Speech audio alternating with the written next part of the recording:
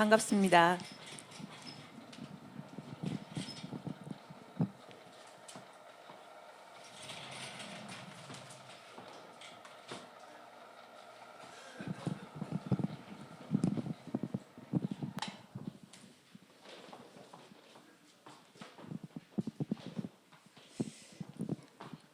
오늘 제가 강의할 주제는 환단 고기의 등장 배경, 역사적인 등장 배경에 대해서 강의 주제인데요.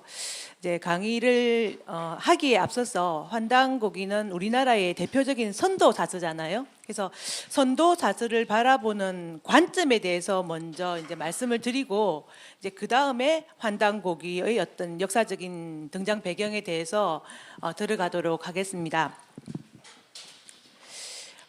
한국에는 이제 많은 불교 사서, 유가 사서, 많은 사서들이 전해지고 있는데, 그 중에서도 많지는 않지만 선도 사서들이 많이 전해져 내려오고 있습니다. 이제 그 중에서도 가장 대표적인 선도 사서가 오늘 강의하게 될 주제인 환단고기입니다. 네, 이제 많은 분들이 이제 환단고기나 단기고사나 교원사화나 어떤 그런 선도 사서들을 바라볼 때 이거는 그냥 역사서다라는 관점에서 1차적으로 역사서의 입장에서 바라보시잖아요. 그죠? 네. 그런데 이제 그 선도 사서이잖아요. 그러니까 그 사서가 역사학이 쓰여지게 된 그 역사가의 관점은 선도잖아요. 그러니까 선도적인 사관에 입각해서 사서가 쓰여졌다라고 할 때 그냥 그것을 역사서로서만 이해하면은 그거는 좀 피상적인 이해가 되겠죠? 그 역사서이긴 하지만 그 안에 들어가 있는 선도 사상이 있다라는 거죠. 사관으로서. 예.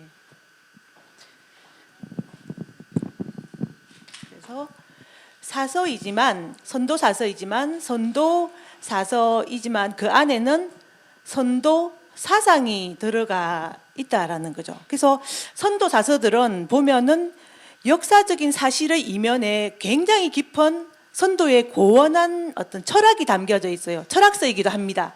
예.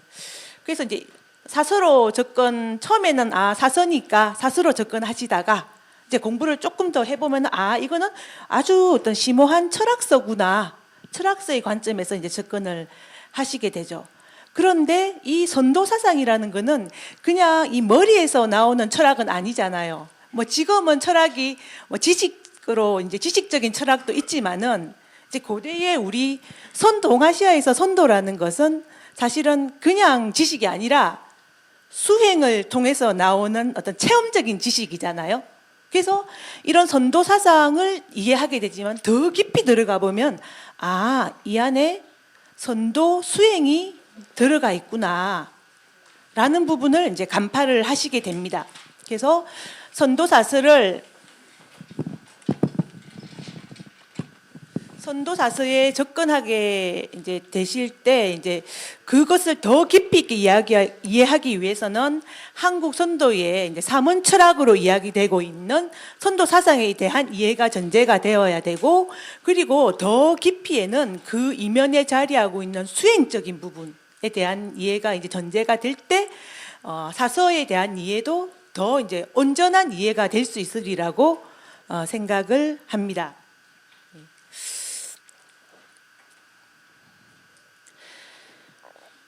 그러면은 이제 이런 부분에 따라서 똑같이 환단고기를 본다고 하더라도 그 이해의 청차는 굉장히 달라지겠죠.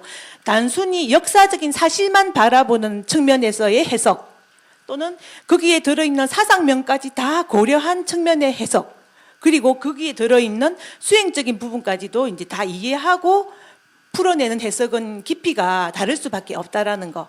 그래서 이제 더 원론적인 것으로 보자면은 수행의 관점에서 사상을 이해하고 사상의 관점에서 역사적인 사건들을 볼 때 이 부분이 더 정확하게 이해가 되어질 수 있겠다라는 그런 부분을 이제 먼저 말씀을 이제 드리고 싶습니다. 그러면 이러한 우리나라의 이제 선도 사서들이 대표적인 이제 선도 사서가 오늘 강의하게 될 환단고기가 있고, 그리고 이제 환단고기와 유사한 단기고사가 있습니다. 단기고사도 상당히 환단고기와 중첩되는 부분도 많고 체제도 비슷하죠. 그래서 이제 환단고기류에 속합니다. 규원사와도 조금 체제는 훨씬 더 좀 산만하지만은 이게 분장하는 형식이라든지 어떤 전체적인 흐름은 환당 고기류와 비슷해요. 그래서 많은 선도사서들이 있지만 그 중에서 대표적으로 뭐 환당고기, 당기교사, 규원사를 들지만은 그 중에서 그 같은 계열로 묶을 수가 있겠죠. 하나의 계열로 묶을 수가 있는데 그 중에서도 제일 분량도 많고 체제적으로 제일 잘 잡혀 있고 사서로서의 가치가 높은 거는 아무래도 환당고기죠. 그래서 이제 우리가 선도사서의 대표 그러면은 전부 다 이제 환당고기를 이제 제시를 하게 되는 것입니다. 그래서 이제 많은 사서들 중에서 대표로 꼽자면은 이제 환당고기를 하나 꼽을 수가 있겠습니다.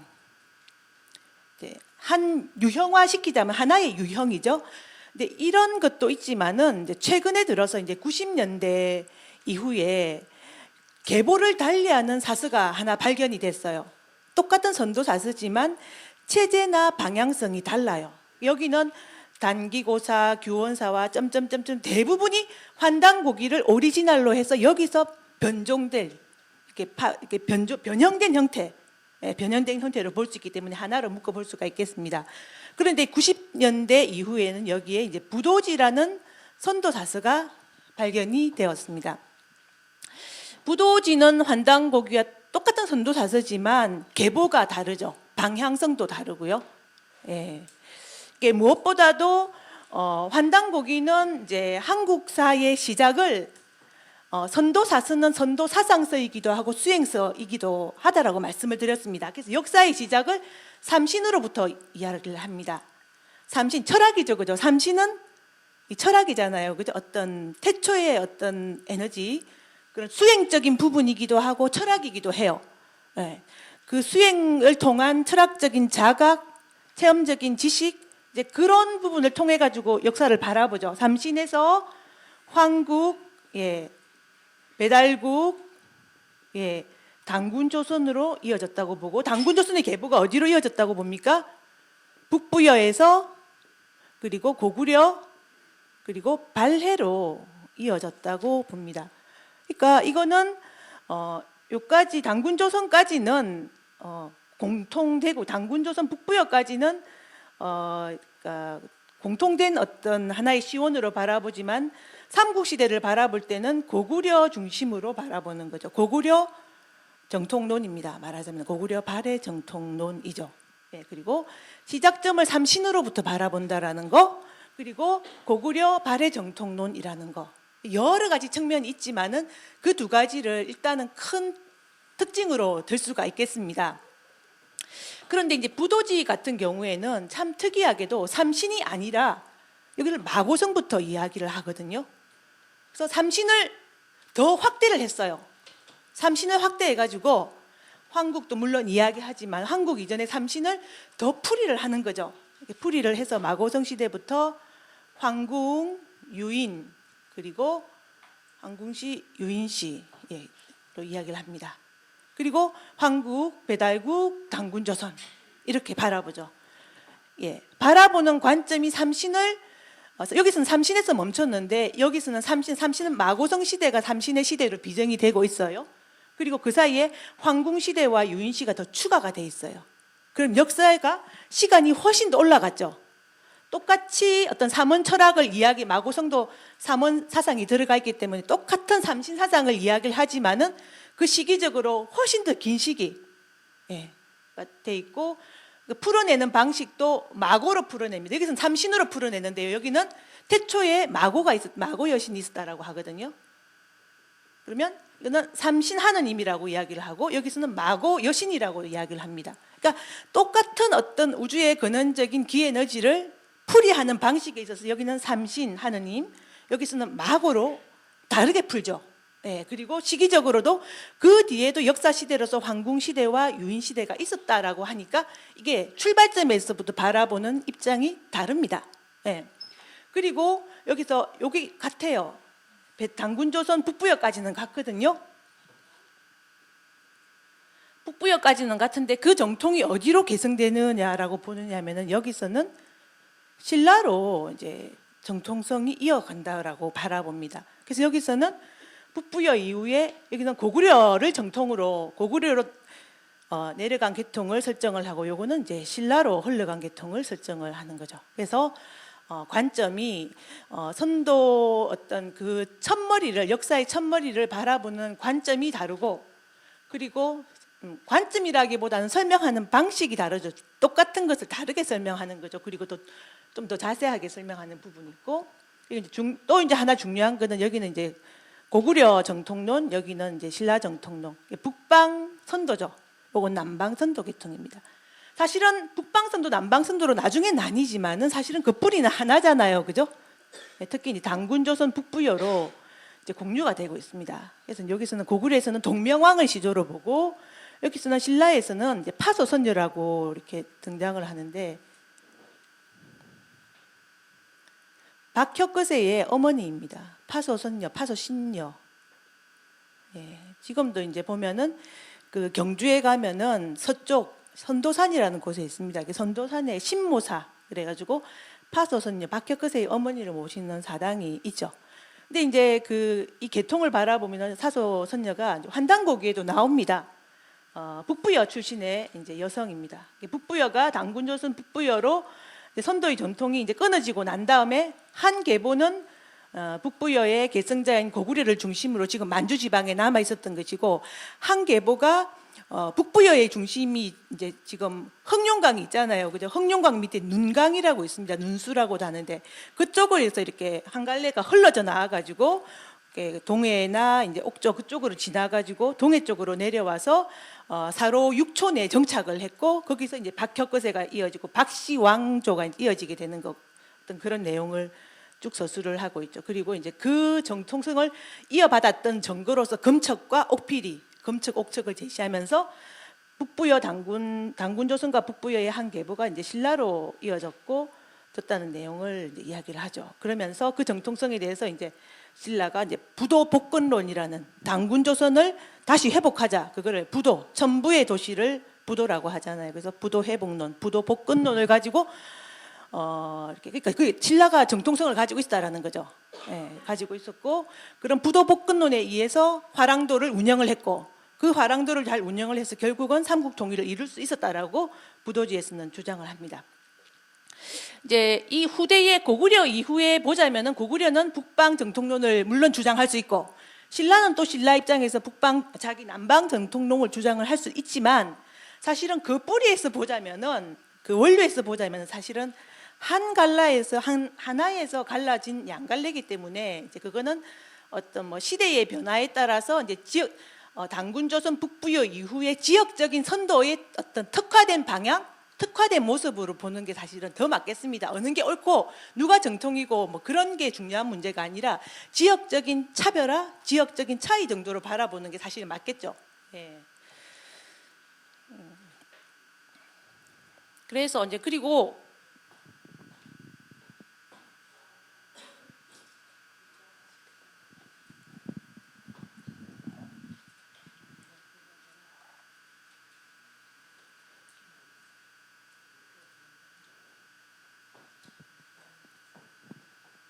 그러면 이제 환단고기 어느 게 조금 더 고형이냐, 더 어떤 고대의 형토에 가까운 어떤 고형, 더 어떤 게 후대의 형태냐, 이제 그런 부분에 대해서 또 한번 짚어볼 필요가 있겠습니다.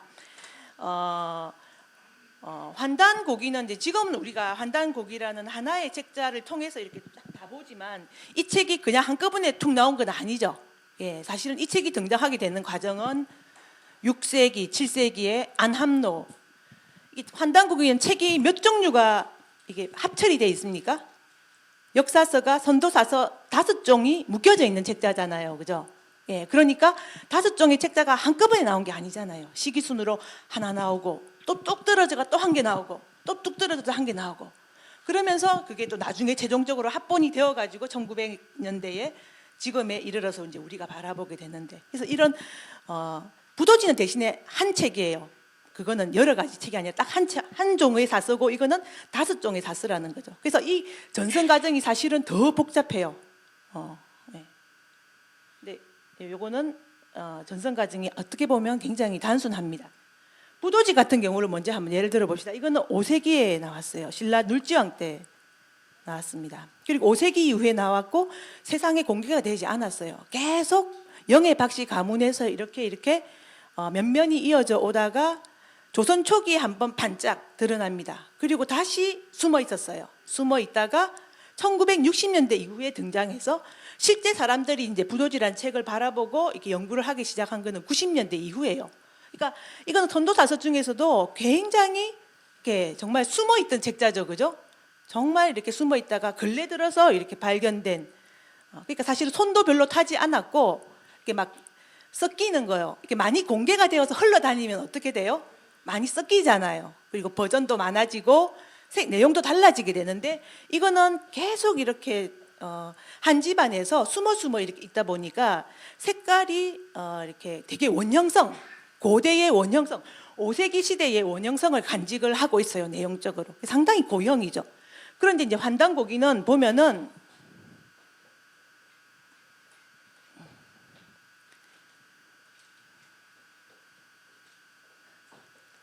환단고기는 보통 5단계에 걸쳐서 완성이 됩니다. 네.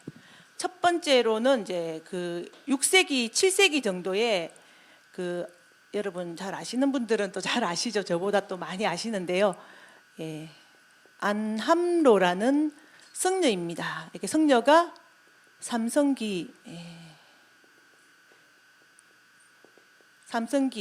하나의 삼성기를 편찬을 했고요. 그럼 7세기에 물론 그 이전부터 선도사서는 많았겠죠. 굉장히 많았겠지만 어쨌든 하나의 어떤 환단고기의 일종이 편찬되는 시기는 제일 처음 편찬되는 시기는 7세기라는 거죠.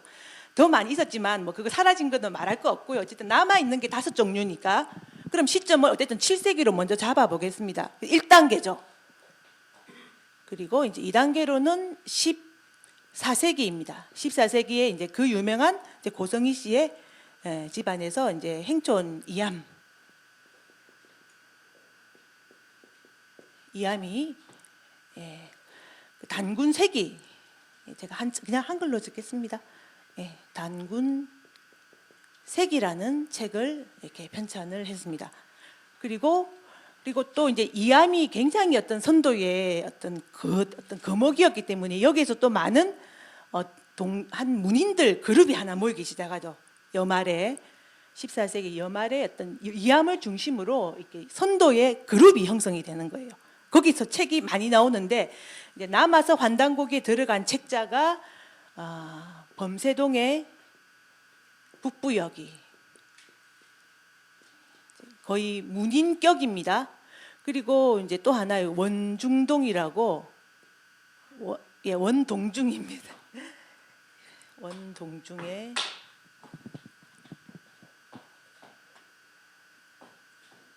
동중에 삼성기가 있죠, 그죠? 이게 약간 이게 버전이 달라졌어요. 버전이 전해져 내려오는 과정에서 버전이 달라져서 삼성기 좀 다른 버전이에요. 이게 편찬이 되었습니다. 14세기 무렵에. 그러니까 14세기가 굉장히 중요한 시점이죠. 환단고기가 등장하는데 여말의 시점이 굉장히 중요합니다. 그리고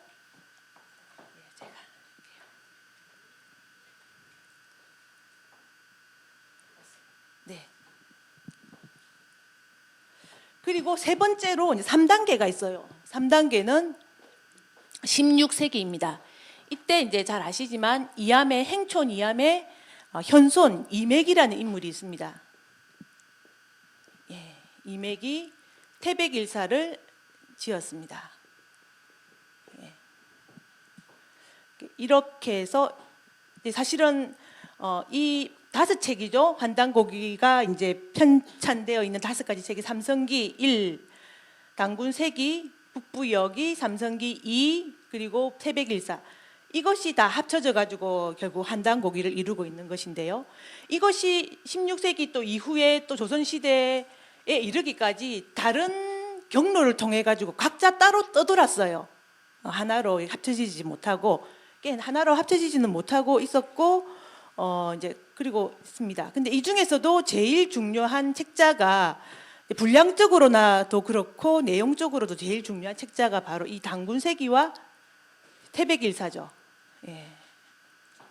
그래서 여기서 한 가지 이제 우리가 생각을 해볼 수 있는 거는 선도가 이렇게 전승되어 내려오는 과정 속에서 이 14세기 여말입니다. 고려 말의 시기와 이거는 조선 전기입니다. 연산군 중종되거든요. 요 시기 여말 선초, 여말 선초의 시기에 선도의 많은 사서들이 막 다 흩어져 내려왔지만 그걸 한번 집대성하는 작업이 있었다라는 것을 알 수가 있어요.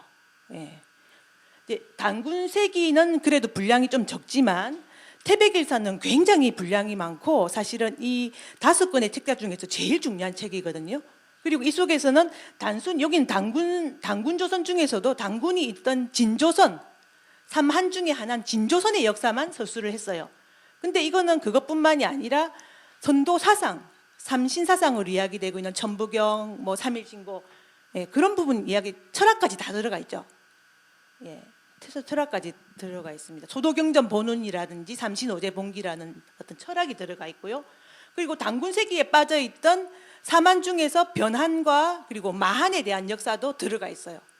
그리고 뿐만이 아니라 고구려, 발해, 고려에 이르기까지 이제 역사가 다 정리가 돼 있죠. 그래서 분량적으로나 또 이제 어떤 철학적으로나 이제 이런 단군세기의 부분을 이제 대폭 보완을 하는 의미가 있습니다. 그래서 이제 그 이전에 전해져 내려오고 있던 각종 다양한 계통의 이제 선도 사설을 이 이암의 현손인 이맥이 다 집대성해서 다 끌어모아가지고 총 정리를 한 책이 바로 이 태백일사라고 보여질 수가 있습니다. 그래서 14, 15, 16세기 요 시점이 어쨌든 이 이맥이라는 인물을 통해서 그간에 이제 각종 다양한 계통으로 흩어져 오던 어떤 선도사서가 한번 이제 모이는 어떤 그런 중요한 시기. 사실은 여말선초는 우리가 이제 생각하기로는 그때는 유교 성리학이 어떤 국시가 되면서 기타의 이제 선도라든지 불교라든지 그런 사상들을 이단으로 굉장히 배척받는 시기, 유교 성리학이 이렇게 부상하는 시기로 바라보고 있잖아요. 근데 그때의 이런 선도사서가 딱 정리가 되는 거예요. 그건 어떤 의미를 지니고 있겠습니까? 이 시대의 선도 지식인들이 나름의 위기의식, 유교가 이렇게 막 팽창을 하면서, 그죠? 갈수록 이제 기타의 선이나 전통 사상인 선이나 불이나 그 부분에 대해서 이 부분을 단합을 하고 억압을 하니까 그 선가 쪽에서는 그거를 한 번은 정리를 하고 이렇게 해야 되겠다라는 그런 위기의식을 가졌다라는 것을 우리가 여기서 이제 알 수가 있는 거예요. 원래 탄압이 막 있으면은 더 그거를 지키려고 하는 그 사람의 속성이 있잖아요. 그죠?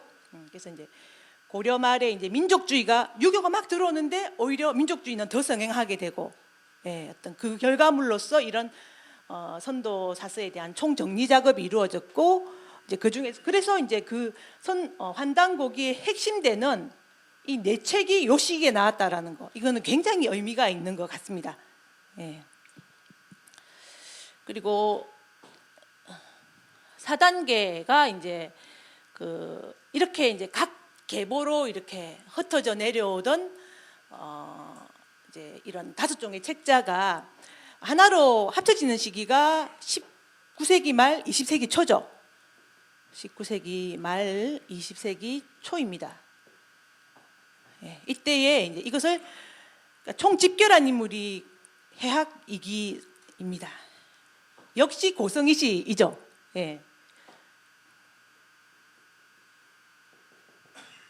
이기입니다. 그리고 또 이제 여기서 이제 환단고기가 드디어 이제 환단고기가 이 5종류의 책자가 다 합해져 가지고 이제 환단고기가 그 고형 환단고기가 처음 등장하게 되는 거죠.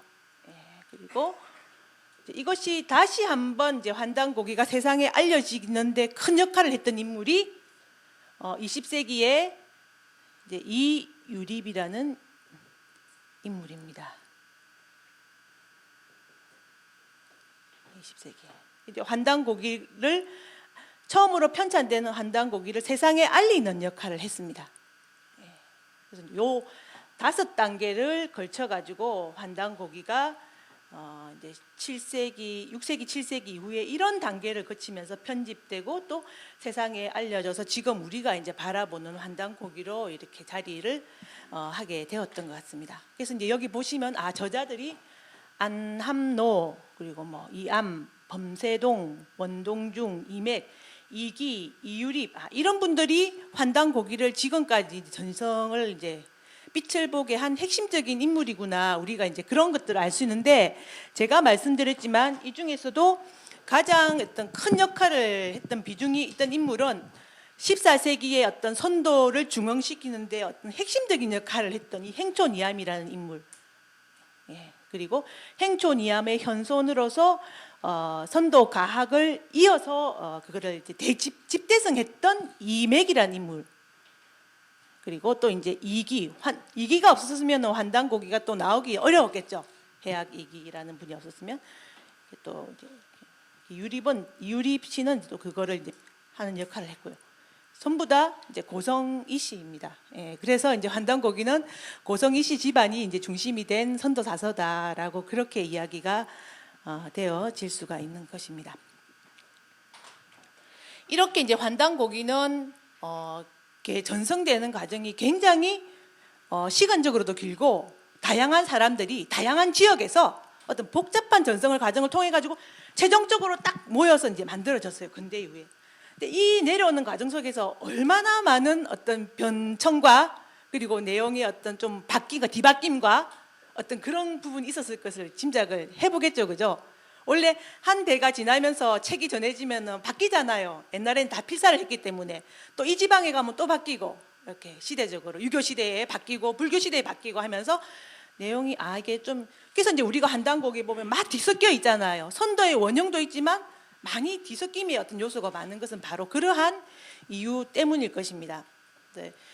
그래서 이제 또 선도의 원형성으로 바라보자면 좀 많이 섞인 측면은 있다라고 보여지는데, 대신에 제가 이제 아까 말씀드렸던 부도지는 이제 5세기에 나와서 후대까지 그렇게 이제 세상에 알려지지도 않고 손도 타지 않고 이제 전해져 내려왔어요. 예.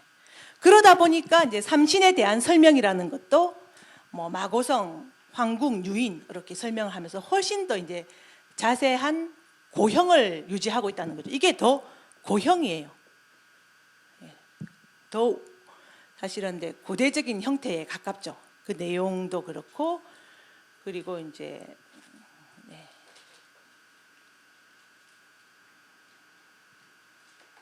부도나 당군조선을 단순히 당군조선이라고 하지 않고 천부의 도시 뭐 이렇게 부도라고도 표현을 하고, 또 이제 마고에 대한 이야기를 하잖아요, 그죠? 마고성 시대 그렇게 이야기를 하기 때문에 이제 고형에 가깝습니다. 그래서 이제 대단히 이제 부도지는 이제 중요한 사서입니다.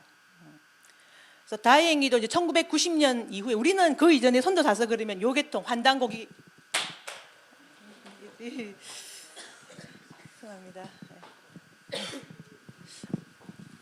환단고기 계통이나 아니면은 뭐 규원사화나 뭐 단기고사 이제 그런 것만 선도사서라고 이렇게 알고 있었는데, 그것과는 색깔을 달리하고 어떤 계통성도 달리하는 책자가 1990년대 이후에 등장했다는 것은 이제 한국인으로서는 대단히 이제 반가운 일이죠. 왜? 이제 선도가 다양한 측면이 이제 연구가 될 수 있기 때문에, 맞추어질 수 있기 때문에. 그래서 이거는 이제 선도의 어떤 짜맞추기를 통해서 정말 이제 선도의 원형성을 회복해 나갈 수 있는 어떤 좋은 계기라는 측면에서 이제 부도지 등장에 대해서 이제 굉장히 어떤 환영을 하는 입장이고, 이제 선도 연구자로서 환영을 하는 입장입니다. 그래서 이제 이 두 가지 사서의 조합을 통해서 이제 선도사의 어떤 부분이 더 풍부해질 수 있다는 것은 이제 또 말씀을 드리고 싶습니다. 그래서 이제 오늘 주제는 그거보다는 이제 환단고기의 전성 과정에 대한 부분이기 때문에, 그러면 이제는 초점을 이제 환단고기의 이제 역사적인 전성 과정에 대해서 좀 구체적으로 이제 설명을 해보도록 하겠습니다.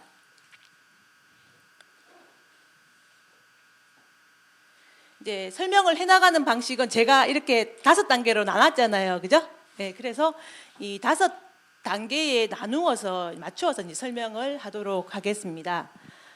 먼저 이제 안함로 같은 경우에는 그 진평왕대의 이때 이제 성녀라고, 이제 해동 고승전에 보면 성녀라고 되어 있거든요. 근데 성녀라기보단 이때는 진평왕대는 풍류도 화랑도가 이렇게 자리를 잡는 시기였잖아요, 신라 사회 내에서. 그때 이때 성녀라고 한다면 원강이나 자장이나 다 사실은 선부를 겸한 어떤 그런 형태였거든요. 그래서 안함노도 뭐 보통 안함법사, 안흥법사 그리고 이 노도요. 이게 안씨가 아닙니다. 김씨고요. 성은 안함 이거는 노석, 스님 뭐 이렇게 수행자 그런 의미예요. 이렇게 안함노 이렇게. 그래서 이게 근데 그래서 전형적인 불교 성녀라기보다는 선도와 불교를 함께 익힌 어떤 그런 분이었고, 그러다 보니까 선도에 대해서도 굉장히 깊은 조예를 가지고 황국, 배달국, 당군조선의 역사를 간략하게나마 정리를 해서 이렇게 형태를 남겼습니다. 물론 더 많이 분량이 원래는 분량이 더 이렇게 많았을 수도 있죠. 그리고 더 자세했을 수도 있습니다. 하지만 후대에 남겨져 가지고 이제 지금 우리가 얻어본 형태는 삼성기 너무 소략하잖아요, 그죠? 그래서 이제 지금 이걸 통해서 어떤 선도의 많은 부분을 이렇게 회복하기엔 상당히 어려워요. 너무나 이렇게 축약이 돼 있기 때문에. 그래서 어떤 흐름 정도만 황국, 배달국, 당구조선의 흐름 정도만 잡을 수가 있어요.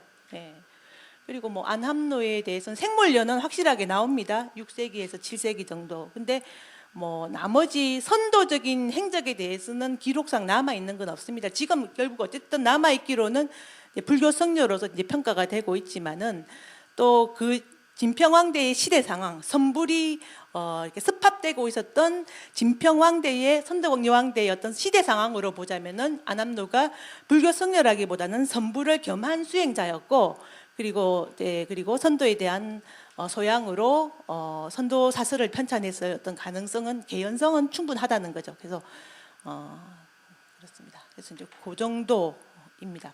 제일 중요한 거는 이제 삼성기뿐만 아니라 다양하게 전해져 내려오고 있는 선도 사설을 14세기 고려 말에 이제 이 행촌 이암이라는 인물이 그거를 집대풍성했다는 거. 그게 이제 중요합니다.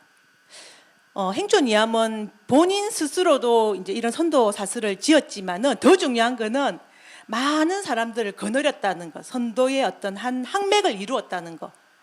본인이 책을 많이 쓰는 것도 중요하지만 사람들을 많이 모아서 쓸 수 있도록 그런 분위기를 형성하는 건 또 대단히 중요하지 않습니까? 그래서 이런 분위기의 어떤 비조가 되었다라는 측면에서 더 주목할 만하죠. 고성희 씨 집안이 참 내력이 특이하죠, 그죠? 그래서 고성희 씨 집안에 대해서 이제 먼저 좀 설명을 드리도록 하겠습니다. 고성희 씨 집안의 변천사는 어떤 한국 선도의 변천사하고 이렇게 같이 가요. 그렇습니다. 고성희 씨가 처음에 이제 파조는 고려의 11세기 덕종대입니다. 덕종대 이황이라는 인물이 있어요. 이황이라는 인물이 있고요. 이제 그 이황이 이제 이때에 이제 무공을 많이 세워서 지금의 고성의 그 토지를 이제 받고 천령군으로 이제 그런 봉군이 되었습니다. 이제 그때부터 거기가 관향이 되는 거죠. 지방 사족이 되는 거예요. 그 지방이 제지 사족이 되는 겁니다. 그래서 덕종대 이황 때부터 고성에 이제 내려가서 세거를 하기 시작하는데 뭐 이제 그 중에서 이제 주로 행촌 이황과 관련해서 이제 주목되는 인물이 이진이라는 인물이 있습니다. 이렇게 과거에 이제 당시 이제 성리학이 이때는 고종대거든요. 고려 말 고종대 6대조임 6세손입니다. 이황이 1세손이라면은 이게 고성희 씨의 이제 시조라고 한다면 여기 이제 6세손이죠. 6세손인 이진이 있습니다. 고려 말 고종대고요. 고종대 이제 문과에 급제를 했고 있습니다. 그래서 관직을 역임을 했고요. 그리고 이 고려사에 많이 나오는 인물로 이좀비라는 인물이 있습니다. 이좀비라는 인물이 이제 왜 중요하면은 당시에 이제 고려 말이 굉장히 국세가 약해졌잖아요. 원나라가 막 침입해 들어오니까. 이제 그래서 어떤 사람들은 사대를 하죠. 원하고 뭐 친원해버리고, 왜냐하면 힘드니까 원해 하고 이렇게 또 성리학도 도입하고 원나라를 통해서 도입하면서 이제 그냥 시대적인 흐름에 그냥 편성해가는 사람들이 사실은 많지 않았습니까? 근데 이제 그런 사람들이 많았지만 한편으로는 고려 시대에 내려오는 전통, 선도와 어떤 불교의 전통, 그게 민족 전통이잖아요, 그죠? 민족적인 주체성과 정체성을 지켜나가고자 하는 그런 계보들도 당연히 생겨나게 되죠. 항상 보면은 민족적인 위기의 시기에 이제 그 본래 성향이 드러나는 거죠. 이렇게 이제 좀 사대주의와 좀 민족주의자가 이렇게 갈라지게 되는 겁니다. 이때도 원나라 간섭기도 굉장히 어떤 위기 시기였잖아요. 그러니까 이제 민족주의자와 사대주의자가 이렇게 갈려지게 되는 거고, 또 이제 그러면서 이제 고려가 조선 왕조가 개창이 되어지게 되는데, 그때 이제 이존비라는 인물은 이제 그 민족주의자, 말하자면은 선도와 불도를 중심으로 고려의 어떤 새로운 중심을 세워서 원나라에 대항을 해야 된다는 민족주의적인 입장을 지킨 인물이에요. 그래서 고려사 기록에 보면 어떤 굉장히 어떤 강경하게 어떤 고려의 어떤 자존심이나 자부심 그런 부분을 강조하는 그런 인물로 나옵니다.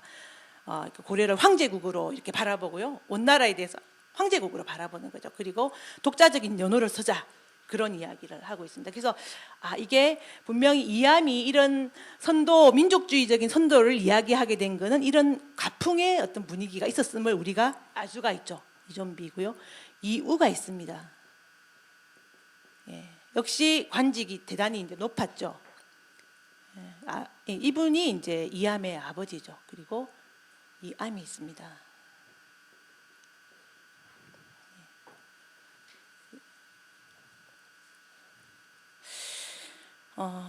이제 물론 이제 가풍적으로 이 고성이시 고성 지방에서 선도의 전통이 이어져 내려오고 있었을 것이다라고 이제 짐작을 해볼 수가 있겠죠, 그죠? 근데 이제 뚜렷한 증거로 이제 뭐 기록상에 나오는 건 없어요. 이게 그냥 성향적으로 이존비의 성향이라든지 이진이 이제 문소산 도인이라 그래가지고 마지막에는 이제 벼슬을 그만두고 숨어서 언거했다라는 뭐 그런 내용을 통해서 선도적인 가문일 것이다. 어떤 추정은 가능하지만 확실한 증거는 없는데 이제 이 이암에 의해 가지고 그게 딱 드러나기 시작을 하는 거죠.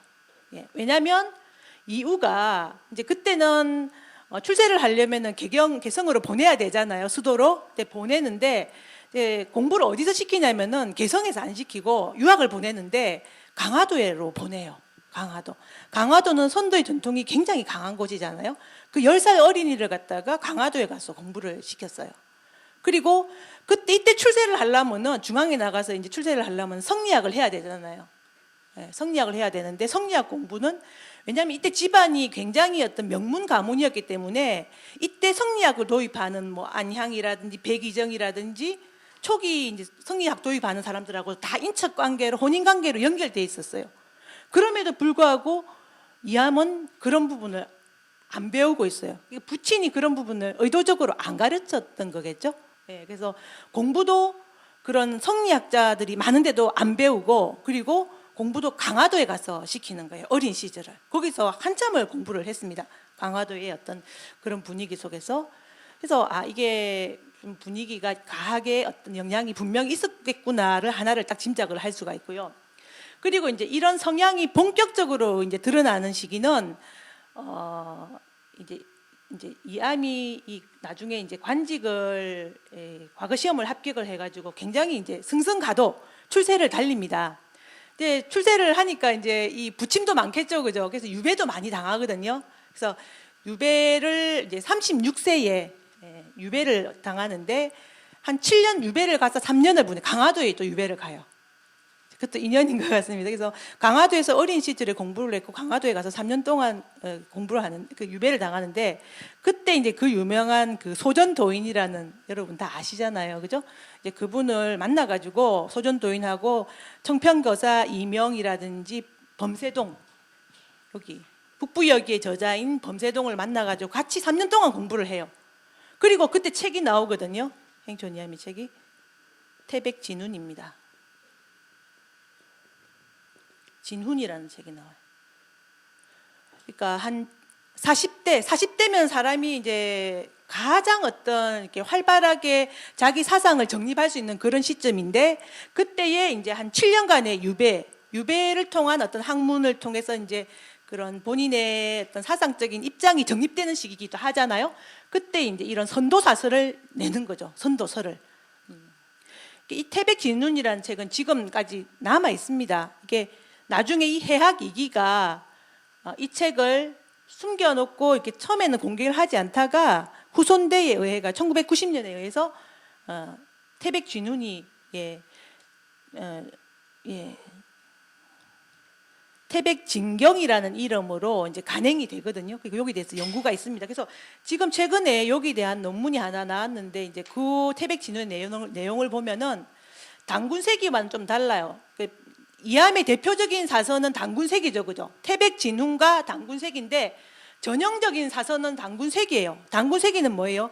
진한의 사만 중에서 단군이 주재하던 진한의 역사를 조목조목별로 1대부터 47대 단군이 어떤 일이 있었고 어떤 일을 했다.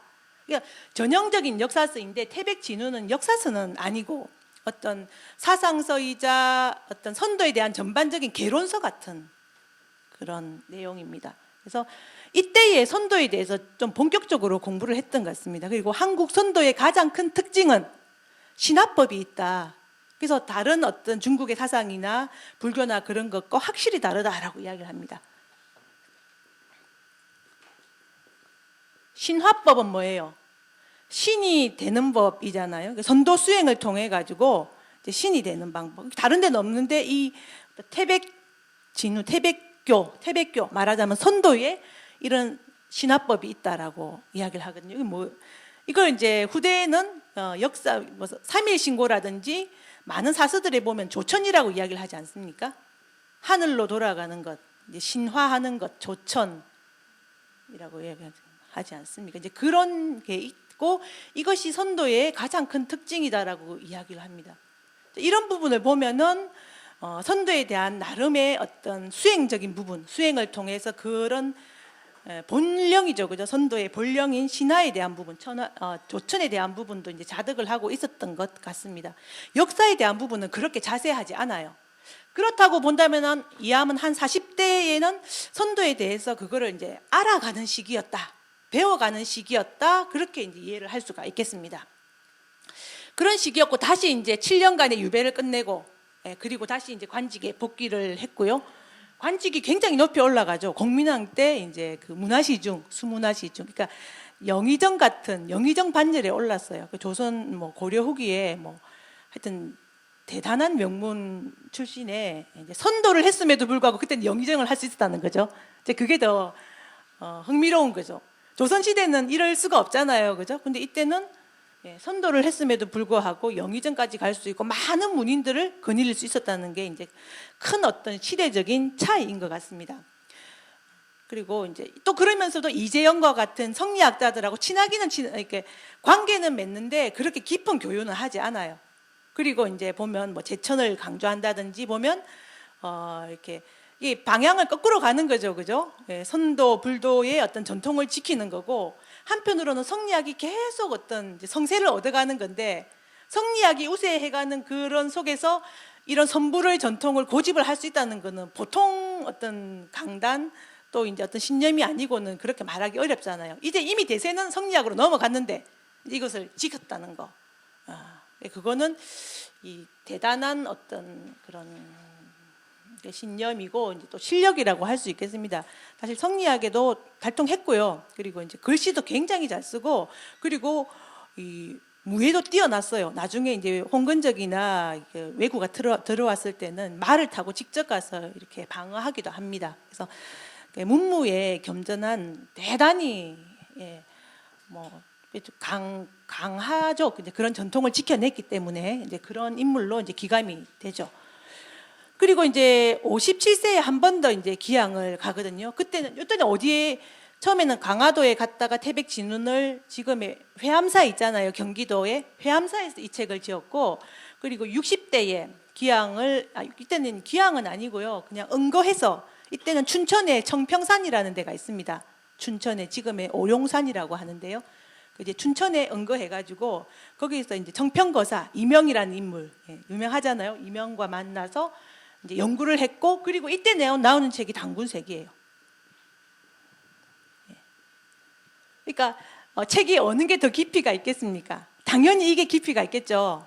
실제로 내용을 봐도 태백진운은 이거는 선도의 개론서, 어떤 원형이 선도가 뭐다 소개하는 정도에 있고 당군세기는 전형적인 사서죠.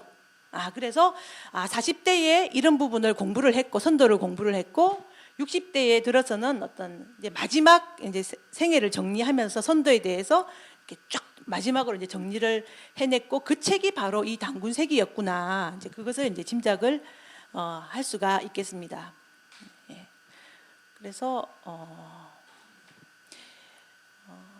이때에 많은 뭐 이명이라든지 범세동이라든지 그리고 이색, 목은 이색이 이암의 행촌 이암의 문인입니다. 이게 문인이고, 그러니까 목은 이색은 성격이 굉장히 두루두루 원만했고 또 시대가 성리학으로 이제 넘어갔기 때문에 그것도 거스르려고 하지 않았어요.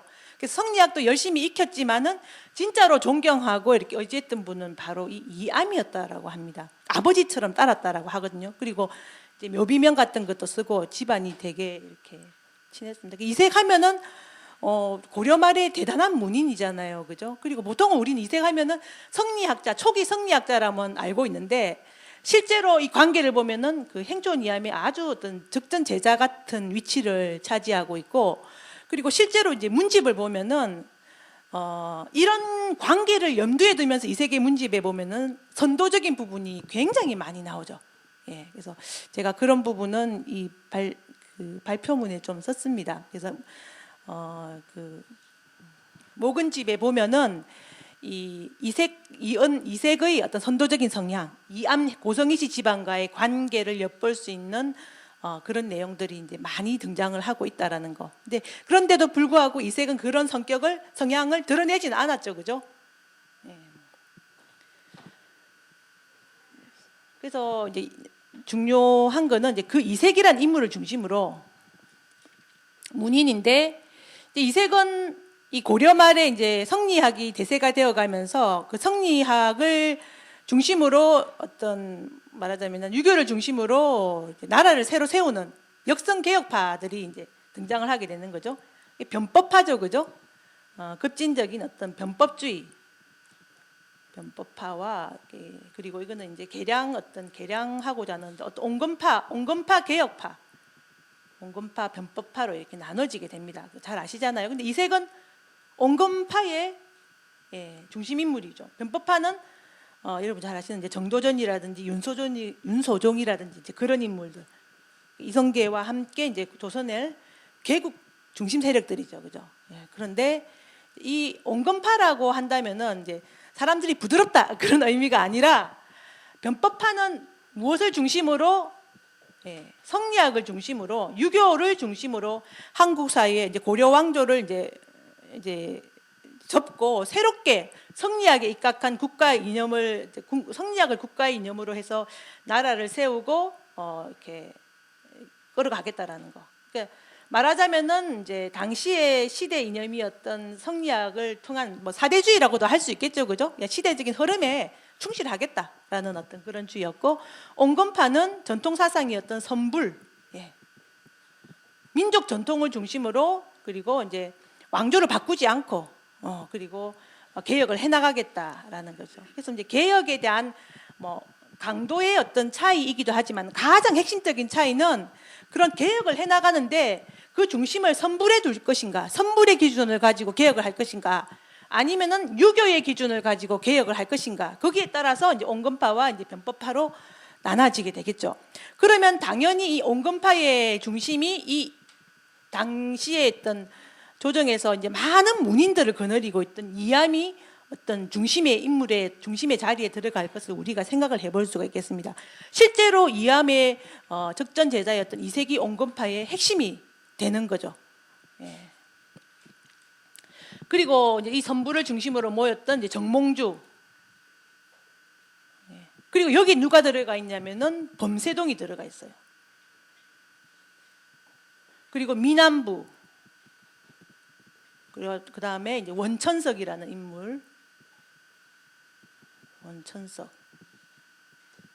그리고 원동중은 원천석과 원동중을 동일 인물로 볼 수 있을지에 대해서는 그거는 지금 확정은 할 수가 없지만은 이제 원동중에 대해서 이 사람이 원천석이다.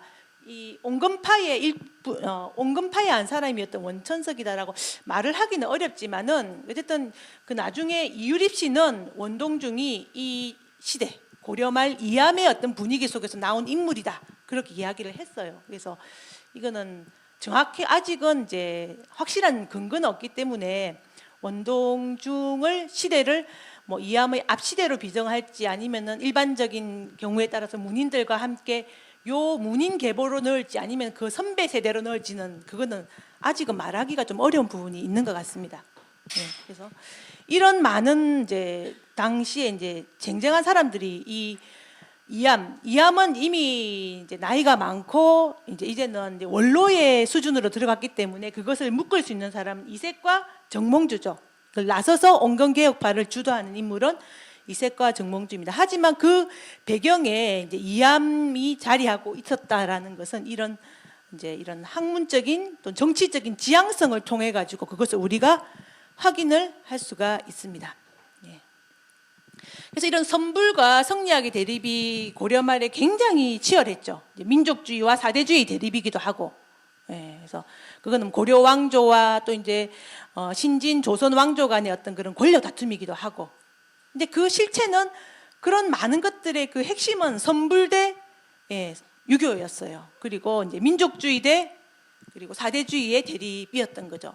민족주의 대 사대주의의 대립은 계속 있어 왔잖아요. 고려 중기에도 여러분 잘 아시는 묘청의 난도 있었지만 계속 이어오다가 그래도 민족주의자들이 강했죠. 세력이 있으니까 이존비 같은 인물도 있었고 계속 자기 중심을 지켜왔어요. 근데 이제 고려 말이 되니까 워낙 사대주의자 세력이 유교 세력과 사대주의 세력이 이제 막 거세지니까 왜냐하면 이미 몽고 간섭기로 들어갔고 고려 왕실은 자주성을 상실을 해버렸어요. 이제 그러니까 이제는 뭐 이런 원과 관련된 사대주의가 이제 이미 대세를 점해가는 시점이었고 이제 그러다 보니까 그나마 민족주의자들 이때까지는 그 중심을 지켜왔는데 이제 고려 말이 되면 더 이상 힘을 쓸 수가 없는 거예요.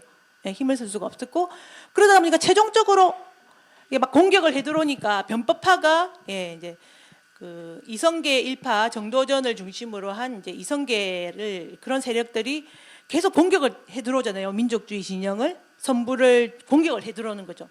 그러니까 막판까지 몰려가지고 변절할 사람들은 다 변절해요. 원래 그렇잖아요, 그죠? 처음에는 온건파였다가 이쪽이 힘이 세니까 나중에 가요. 그런 사람도 굉장히 많았죠. 대표적인 인물이 권건. 그러니까 조선 왕조의 어떤 그런 전장제도 조선 초기에 그걸 다 만들었잖아요. 권건이라는 인물이 얼마나 유명한 대학자입니까? 근데 그 사람은 원래는 이쪽 계보였어요. 이 이암의 아들인 이강의 장인이었어요. 그러니까 이게 집안적으로도 다 얽혀 있는데, 근데 여기 있다가 이쪽이 워낙 지금 분위기가 이런 사대주의와 유교가 이제 득세를 해가는 세력 속에서 그냥 일로 가버리는 거예요. 그리고 계속 공격을 받으니까 세력이 줄어요. 마지막으로 남고 떨어지고 남아가지고 최종적으로 남은 사람. 그 사람들이 누구예요? 뭐 이제 정몽주는 그 과정에서 이제 죽기도 하고 이렇게 했지만은 최종적으로 남은 사람이 고려 말에 두문동 72현이에요.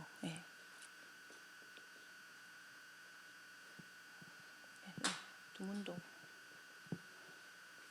꼭 72현은 아니고요. 이제 뭐 100여 명 또는 더 넘어갈 수도 있습니다. 지금 기록으로는 72현 아니고 지금 고려 조선 말에 이제 그 기록 다 찾아낸 걸로 보면 100명이 좀 넘는 수준이고 사실은 더 많았을 수도 있고요.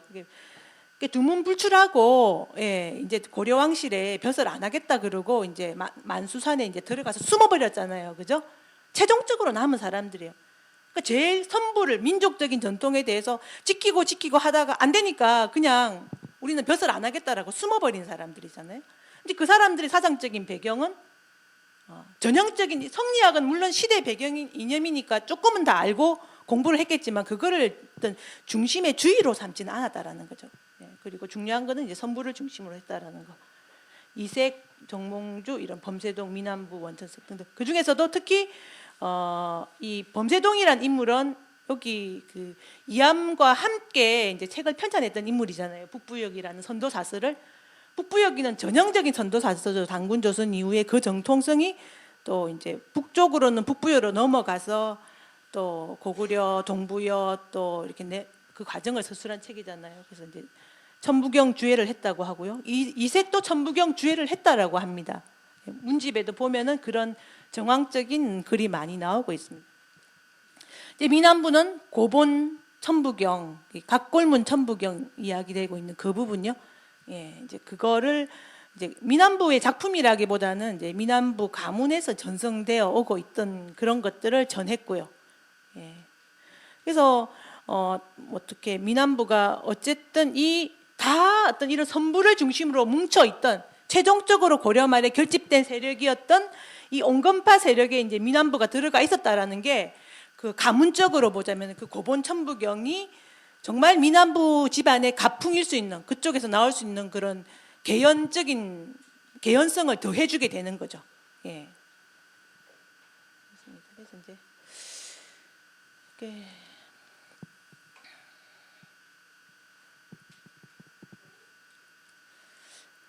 그래서 이제 고려 말에 이렇게 이제 유교의 성리학의 공격이 막 심해지니까 이제 선도가 이제 어쨌든 저반은 유교는 그냥 이제 외피적인 사상이고요. 한국 사회의 저변은 뭐예요? 다 선불이잖아요.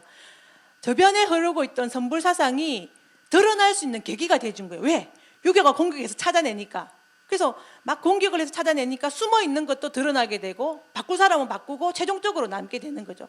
그리고 그거를 통해 가지고 이제 이런 위기 의식이 제가 말씀드렸지만 생겨나게 되는 거고, 여기서 이거를 정리해야 되겠다는 어떤 자의식, 이제 그런 부분이 더 이제 생겨나게 되었고, 그래서 이런 당군세기, 북부여기, 삼성기와 같은 선도 사서들이 이때에 이제 등장을 하게 되는 게, 그런 시대적인 분위기 속에서 어떤 선도 측에서 자구책, 어떤 스스로를 지키고 후대로 이어가려고 하는 어떤 그런 자구책의 입장에서 이거를 정리를 해냈다라고 볼 수 있겠죠. 실제로 그런 염려를 했는데 그게 딱 맞아떨어졌어요. 조선이 딱 개국을 했어요. 변법파들이 성리학 중심으로 이제 나라를 끌어가려고 했는데 딱 이제 계획을 했어요. 그러니까 이 선도가 사실은 성리학의 유교의 입장에서 보자면 불교는 별로 위험하지 않아요. 불교는 그냥 이렇게 수행만 하고 뭐 민족 반정부적인 그런 걸 별로 안 하잖아요, 그죠? 근데 선도 같은 경우에는 이게 민족적인 성향을 가지고 있었고, 이런 사대주의 성향의 유교와는 이제 물과 불처럼 섞일 수가 없는 그런 거죠. 그래서 성리학은 제일 이 선도 이 부분을 이단시하고 이렇게 불온 사상이죠, 말하자면. 이제 그렇게 했기 때문에 고려 조선 초기에 들어서 많은 선도 사서들이 수집이 되잖아요. 여러분 너무나 잘 아시죠? 뭐 세조대, 예종대, 성종대, 그거를 다 이렇게 끌어들이게 해서 태워버리고 숨겨버리고 이제 그렇게 되는 거죠.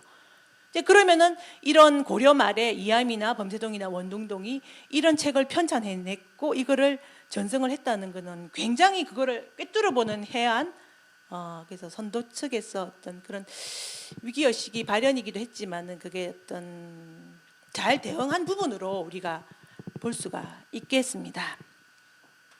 그래서 이제 고려 말에 어떤 그런 민족적인 위기, 또 이제 유교 성리학이 강화되는 시대 분위기에서 선도가 다시 한번 결집을 하는, 와해되기 전에 한번 결집을 쫙 하면서 이게 또 흩어지잖아요. 어떤 그런 모습을 보였다라는 것을 알 수가 있겠습니다.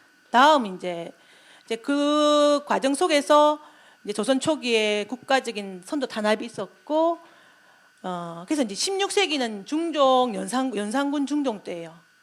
이때의 선도를 하기는 그 위시기보다 훨씬 더 어려웠겠죠, 그죠? 이때 잘못 찍히면은 벼슬을 못 하잖아요, 그죠? 그래서 이런 어려운 시기에 이제 행존 이암의 현손 4대 손이었던 이맥이 태백일사, 그것도 이 앞서의 많은 사서들보다도 훨씬 더 체계적이고 어떤 그런 총망라된 선도 사서인 태백일사를 편찬을 했다는 것은 정말 대단한 겁니다.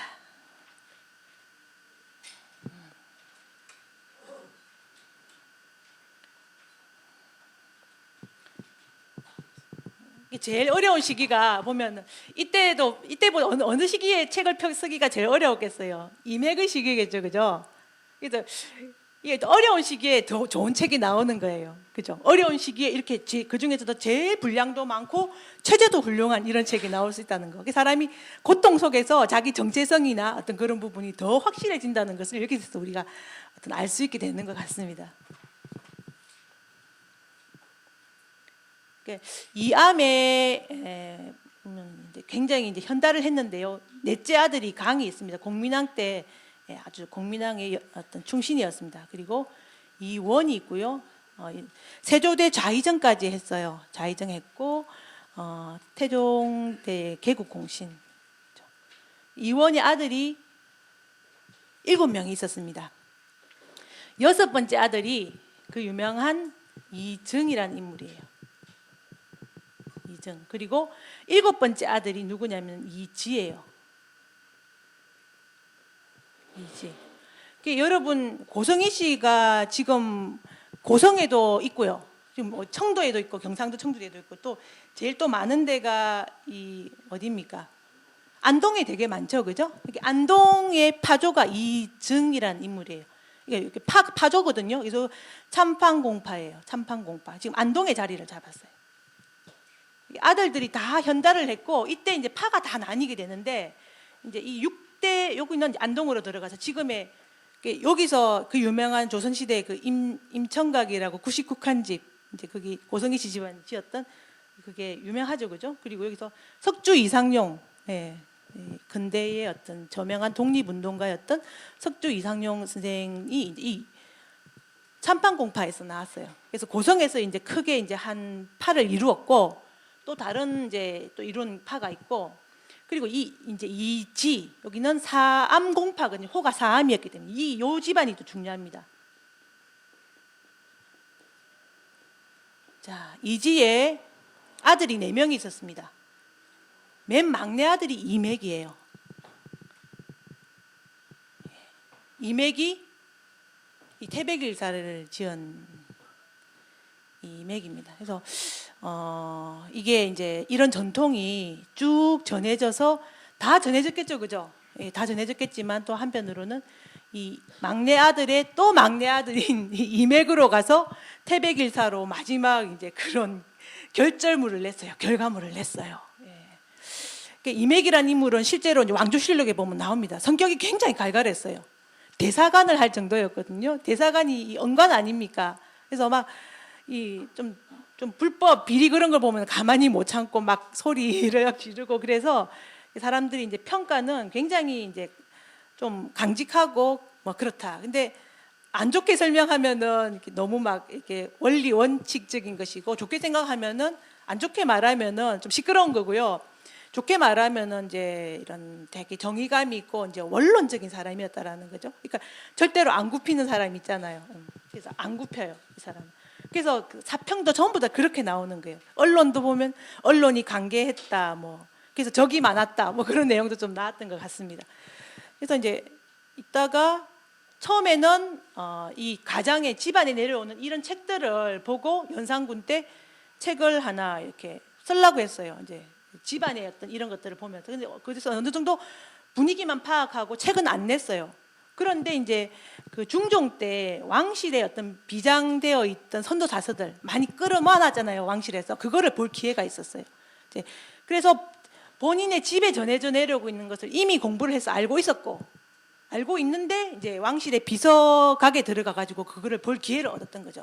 그래서 이제 그런 게 다 모여 가지고 최종적으로 나온 저작물이 이 태백일사라는 저작물이죠. 태백일사는 굉장히 중요한 책입니다.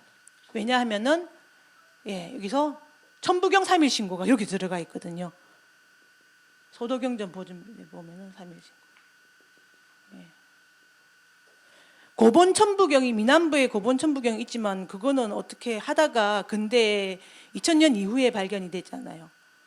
근데 그리고 뭐 천부경과 관련된 조선시대 기록은 있기는 하지만 직접적인 천부경 자료라고 볼 수가 없어요. 그런데 어쨌든 태백일사에서는 천부경 3일신고의 원문을 딱 싣고 있다라는 거죠. 그래서 이걸 소개한 물론 이제 뭐 범세동이나 이색도 천부경 주해를 했다 하지만 안 나오잖아요. 근데 이제 이거를 정확하게 채록을 해서 책 속에 담아가지고 딱 드러내었다라는 거, 이거는 굉장히 큰 공로죠. 그리고 이제 또 이제 관점을 정확하게 정리를 해주죠. 이런 선도의 다양한 책들 속에 흩어져 있는 여러 가지 각자 다양한 견해들, 그걸 어떻게 볼 것인가. 여기는 종합 정리를 해준 거예요. 삼신에서 황국, 배달국, 당군조선에서 그리고 당군조선 다음에 북부여, 고구려, 발해로, 고려로 그렇게 해서 이제 정통론을 이게 뭐 북방선도 정통론이죠, 그죠? 그 정통론을 세워준 거예요. 이것도 이제 선도를 보는 하나의 관점이긴 하지만 굉장히 유효한 관점이죠.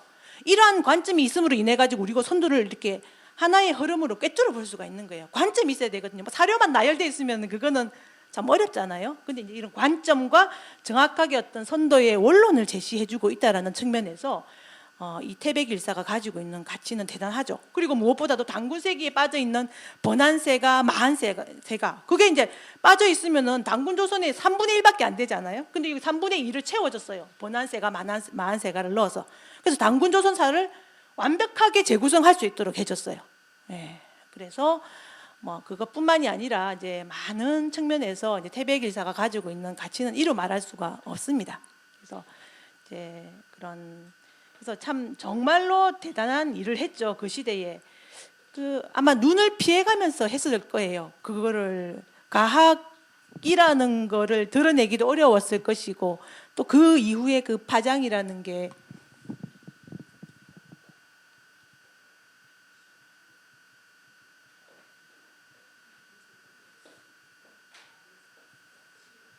시간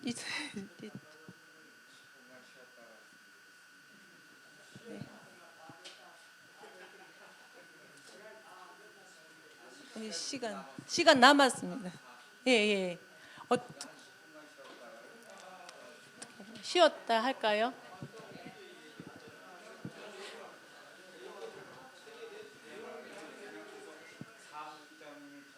예, 그냥 저는 시킨 대로 할게요. 어떻게 할까요?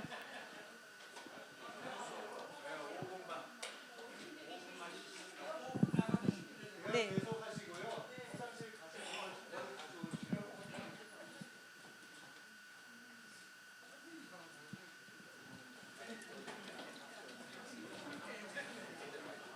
네, 그러면 우리 사무국장님이 정하신 대로 그렇게 하겠습니다. 화장실 다녀오세요. 죄송합니다.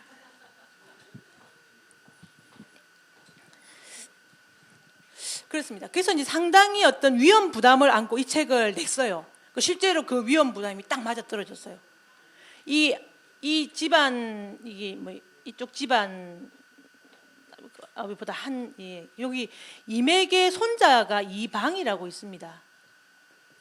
이 물수변에 이렇게 쓰는데요. 이방이라는 인물이 이 집안이 굉장히 좋잖아요. 이 당시에 굉장히 명문 가문이고 부친 이맥만 해도 동지중추부사 대사관 정도를 역임할 정도였으니까 집안이 굉장히 문벌이 좋은 편이거든요. 근데 이제 이방이 벼슬이 삭주도호부사예요. 삭주 평안북도 거기는 쫓겨가는 데거든요. 거기는 무반들 중에서도 제일 가문의 격이 낮은 사람들이 가는데 안 가려고 하거든요. 근데 어떻게 보니까 그쪽에 삭주도호부사로 갔어요. 그럼 갔으면 갈 수도 있지. 그럼 돌아오면은 괜찮은 거잖아요. 근데 안 돌아와요. 거기서 정착을 해버립니다. 이런 대단한 집안이고 이 안동도 가보면은 대단하거든요. 이쪽 집안도 그렇고 다 이게 용인이나 지금 이쪽으로 청도 쪽으로 가문이 쟁쟁했어요. 아직은 이괄의 난이 일어나기도 전이었어요. 이괄이 역모를 일으키지만 그것도 일어나기 전이에요. 근데 그 손자대인 이방이 참 아이러니하게도 삭주의 부사가 되었고 그리고 그 삭주로 이제 간 다음에 안 돌아왔어요. 본인이 거기 눌러 앉아 버렸어요. 본인이 눌러 앉은 데는 그게 정치적인 이유가 분명히 작용하고 있었겠죠, 그죠? 그래서 이제 그 고성희 씨 삼공파 집안에서는 이건 좌천성이다 분명히. 뭐 때문에 이 이맥과 관련된 그런 성향성, 선불, 이게 반유교적인 친선불적인 성향성 때문에 입방아에 오르게 되었고 그리고 이제 삭주로 가서 이제 안 돌아오는 거예요. 일부러 그쪽으로 갔을 수도 있어요. 그리고 그 지방에서 이제 계속 정착을 하게 됩니다. 어쩌면 삭주로 간 거는 굉장히 잘한 거였어요. 오히려 그때. 왜냐하면은 이 이맥의 첫째 형이 이륙이라는 분이 계십니다. 근데 이분이 병조 참판까지 했고 굉장히 이렇게 유명한데 여기 현손입니다. 현손이면 이방인보다는 학렬이 2개가 낮죠, 그죠? 2대가 낮습니다. 그 학렬대에서 이괄이라는 인물이 나와요. 이괄. 여러분 이괄 아시죠? 예, 이괄 인조 반정을 처음엔 성공을 시켰는데 나중에 이제 그 반정 공신 간에 이 뭐 영모 사건 뭐 그런 데 얽혀 가지고 처음에는 이제 그 반정 공신으로 굉장히 이렇게 그러다가 나중에 이제 아들이 영모에 몰리고 그러면서 이제 반란을 일으키게 되고, 예, 그래서 처형을 당합니다. 이괄이. 여기서 이제 반역자가 나왔다는 거예요. 조선 왕실에. 그렇게 되면은 이 사암공파는 할 것도 없이 이 올라가면은 바로 이맥도 이쪽이잖아요. 그러니까 예, 이쪽 집안은 이제 거의 거세를, 정치적으로 거세를 당하게 돼요. 뿐만이 아니라 이정 집안이나 이쪽에서 많은 부분들도 다 이렇게 문관에 이제 과거에 응시조차도 못하게 되는 거예요. 특히 이 집안은 이후로는 이 사암공파는 이제 거의 조선시대 내내 이제 문과급제자를 못 내요.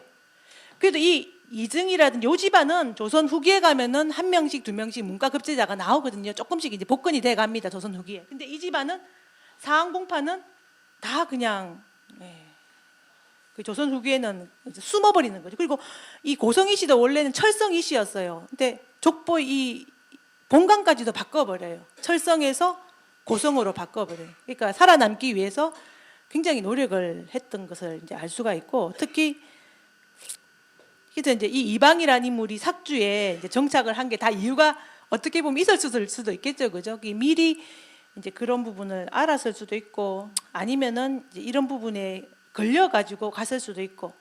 그래서 이제 후대에 이제 많은 고성희 씨들 중에서 특히 사항공파는 주로 삭주 지방에서 이렇게 몰려 있게 되는 거죠. 그래서 후대도 보면 안동하고 삭주가 제일 고성희 씨가 많아요. 근데 삭주이 씨들이, 예, 이제 제일 선도적인 이런 부분들, 이암에서 이어지고 있는 선도는 그 정통성을 제일 잘 지키고 독립운동을 해도 제일 강하게 했던 사람들이 이 삭주에 있는 고성희 씨들이었어요.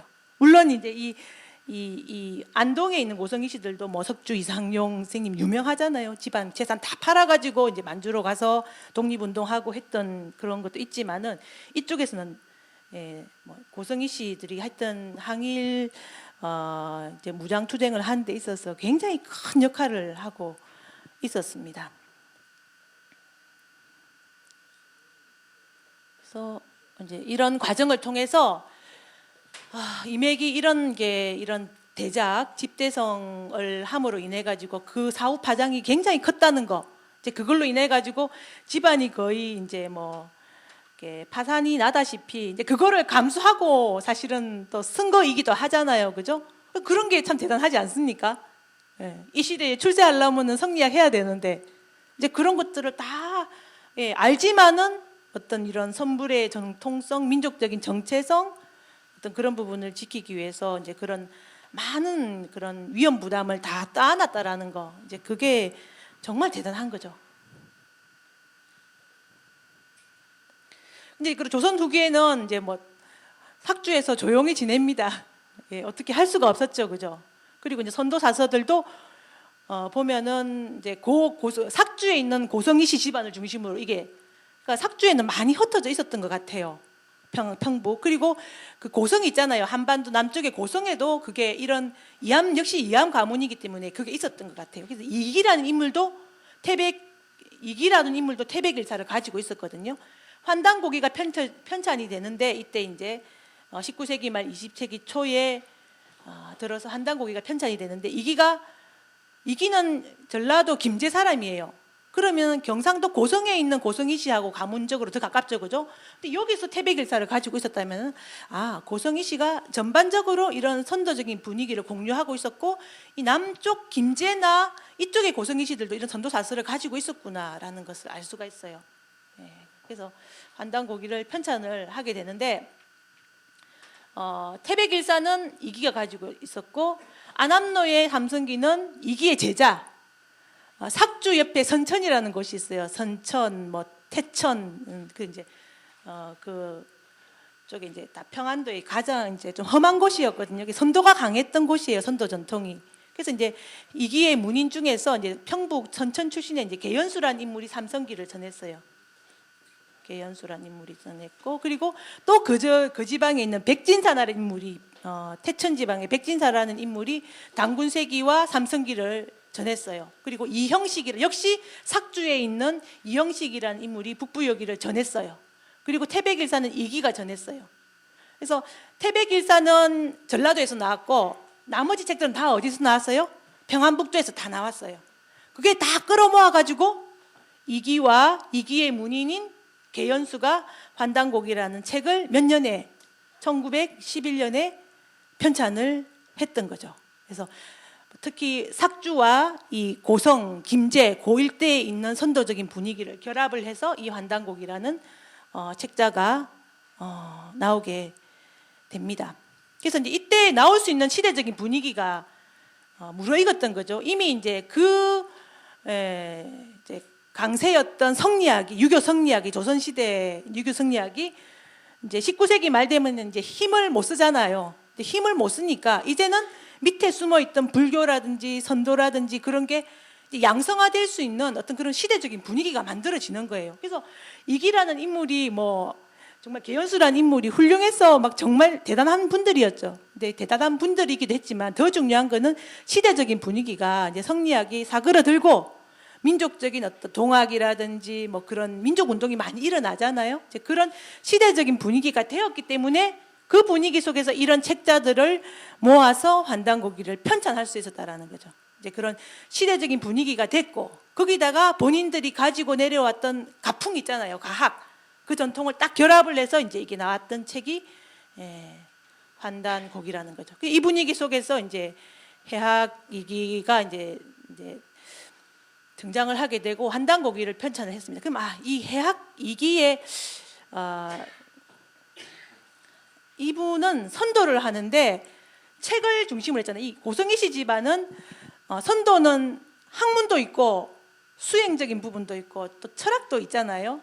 그럼 특히 이제 이게 책을 중심으로 하기 때문에 이 집안은 학문을 선도의 어떤 학문적인 부분으로 선도를 풀어내는 집안이구나. 그걸 우리가 이렇게 알 수가 있습니다. 그래서 19세기 말 20초기에 20세기 초반에 성리학이 사라지고 민족 선도가 크게 부활을 해요. 그러면서 민족 종교가 동학이나 정산교뿐만이 아니라 원불교회가 민족 종교가 막 일어나잖아요. 이때 선도가 이제 민족 종교의 형식으로 이제 부활을 했는데 그 중에서도 제일 어떤 이제 좀 중요한 단체가 대종교죠. 대종교입니다. 1909년이죠.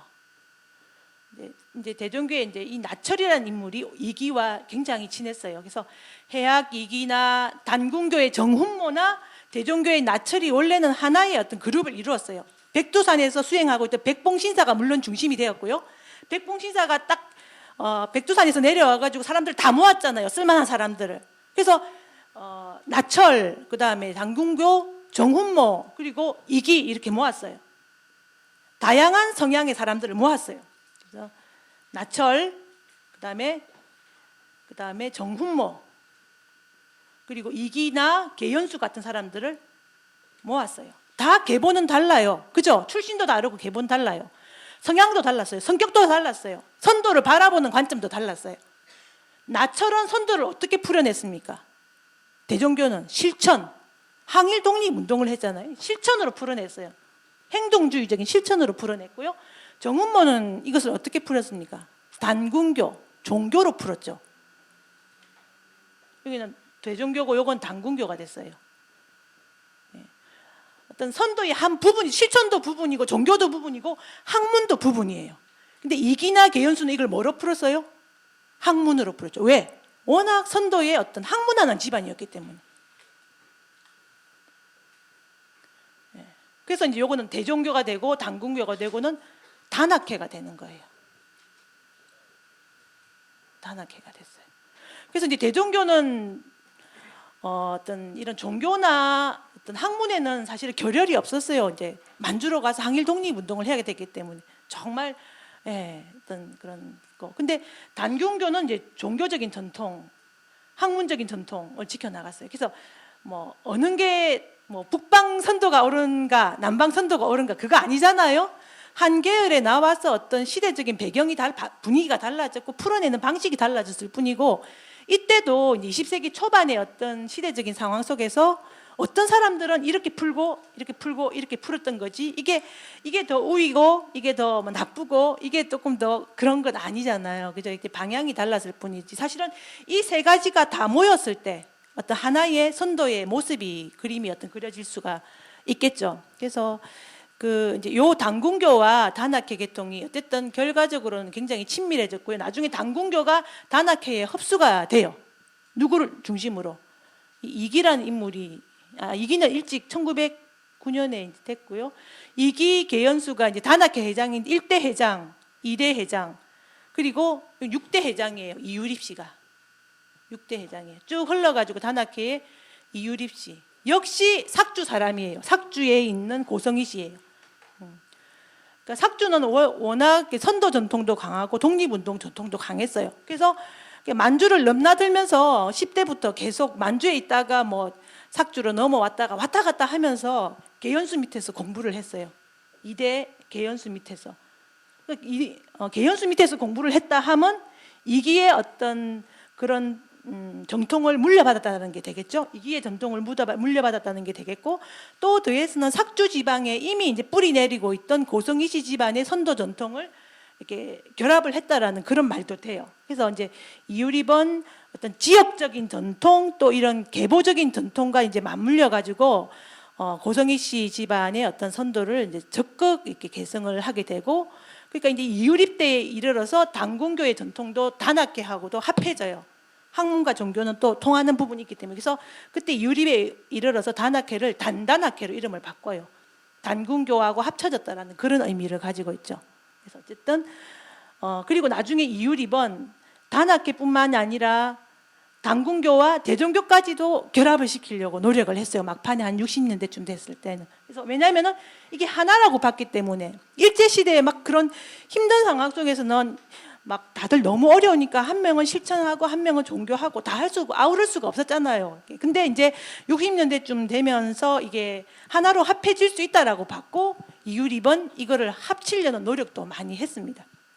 이제 결국 결과를 보지는 못했지만은, 그리고 이제 그 방향이 옳은 방향 아니겠습니까? 네, 그래서 그런 노력이 있었다라는 것을 알 수가 있습니다. 그래서 이제 이유립은 이기 계연수로 이어지고 있는 전통, 또 그리고 삭주 지방의 이제 고성희 씨의 이제 전통을 이어서 이 환단고기, 이기에 의해서 등장한 환단고기를 이제 세상에 공개하는 역할을 하죠. 예. 공개도 하고 연구도 하죠.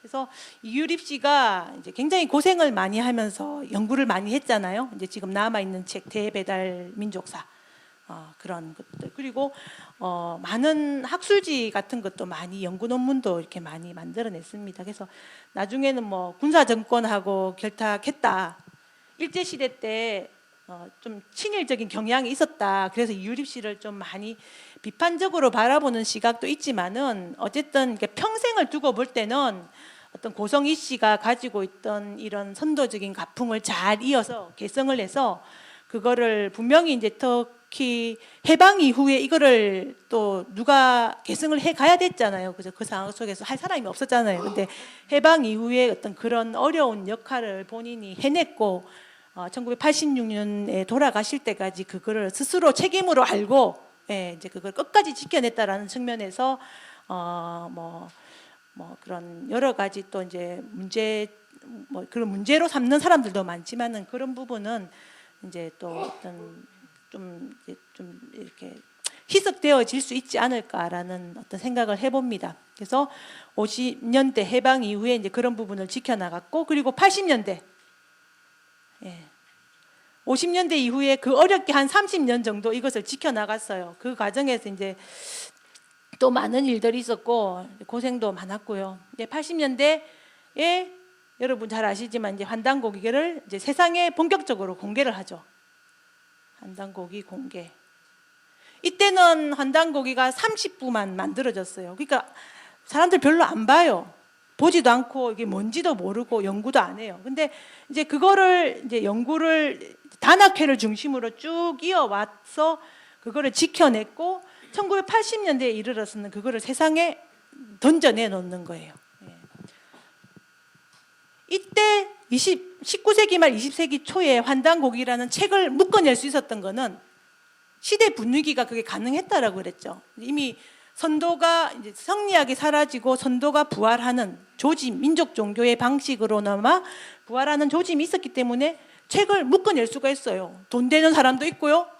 펴내면 보는 사람도 있고, 그리고 그걸 탄압을 안 하니까 펴낼 수가 있는 거예요. 이제 그런 시대적인 조건이었고, 그럼 80년대 이후에는 이거를 세상에 딱 공개했을 때 사람들이 그거를 보고 대중들이, 그 이전에는 대중들이 그걸 알았어요. 가치를 몰랐잖아요. 근데 80년대 이후에는 딱 공개를 하면 사람들이 다 알아먹을, 열광을 하는 어떤 그런 시대적인 분위기. 그만큼 선도에 대한 어떤 인지도가 높아져 가는 상황이었어요. 실제로 80년대 이후에 이 뭐 소설 단 나오고, 그때 단전호흡에 대한 관심이 굉장히 많았죠. 그 이전까지만 하더라도 선도는 뭐 일제시대에 잠깐 대종교를 중심으로 부활했다가 역시 계속 싸그러들었어요. 뭐 이제 그런 뭐 민족 종교, 유사 종교, 사이비 종교 이제 그랬잖아요. 이제 그런 분이 60년대, 70년대까지는 그랬는데 80년대 들어가지고 어떤 단학에 대한 관심이 높아지고 사람들이 이렇게 수련에 대한 단전호흡을 중심으로 수련에 대한 관심이 높아지면서 그러니까 시대적인 분위기가 다시 한번 환단고기가 이렇게 사람들한테 알려지고 이해되어질 수 있는, 이제는 던져지는 것이 아니라 사람들이 이해를 할 수 있는 그런 시대적인 분위기가 조성이 됐고, 거기에 때 맞춰서 환단고기를 일본에서 그리고 또 국내에서도 그거를 터뜨렸다는 거죠. 공개를 했다는 거죠. 그래서 책이 이렇게 나오는 것도 그냥 시대적인 조건이 되면은 그거를 편찬을 해낼 수가 있는 거고, 안 되면은 아무리 내가 그게 귀한 책이고 중요하다는 걸 알지만은 사슬을 쥐고 있는 사람들이 그걸 내놓을까요? 내놓을 수가 없어요. 그냥 이렇게 해서 전하는 정도, 이제는 본격적으로 공개하는 정도. 그만큼 선도에 대한 어떤 한국인들의 인지도와 어떤 이제 그런 부분이 높아져가는 과정 속에서 환단고기도 공개가 될 수 있었습니다.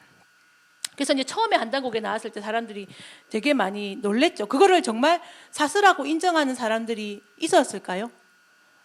다 위스라고 이렇게 했고, 그냥 이 소설적인 관점에서 단 보면 막 이렇게 막 이상한 이야기도 나오고 신선 이야기도 나오니까 그런 신비적인 관점에서 이렇게 많이 바라보고 재미는 있어 했지만은 그것을 진짜 실사로서, 단군 실사로서 그것을 재구성하겠다라는 관심은 상대적으로 약했습니다.